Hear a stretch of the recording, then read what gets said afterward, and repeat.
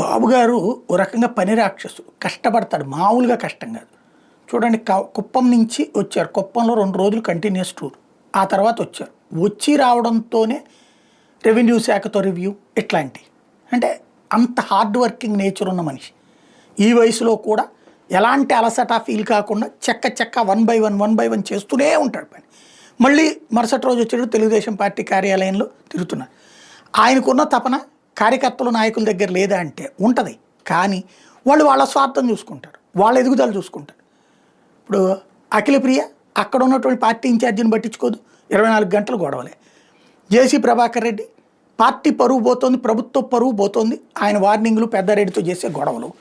అట్లాగే ఇప్పుడు తాజాగా ఈ శబరి రాజశేఖర రెడ్డి గొడవలు. ఇట్లాంటివన్నీ మన సొంత పత్రికలే రాస్తున్నాయి, సొంత టీవీలే రాస్తున్నాయి, కళ్ళెదురుగుండా కనబడుతున్నాయి. ఇవేమీ మనకు సంబంధం లేదు, పట్టించుకోనక్కర్లేదు అనుకుంటే ఇవే కదా ముదిరి పాకాన పడి తర్వాత పార్టీని దెబ్బతీసేది. వీళ్ళ వల్ల పార్టీకి ప్రయోజనం ఎంతవరకు ఉందో కానీ వీళ్ళ వల్ల పార్టీకి నష్టం మాత్రం ఉంటుంది.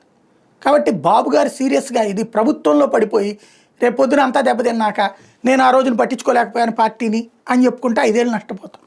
ఓ పక్కన లోకేష్ అందొచ్చాడు, ప్రభుత్వ పాలనా విషయాలు సీరియస్గా చూసుకోగలుగుతున్నాడు ఆయన.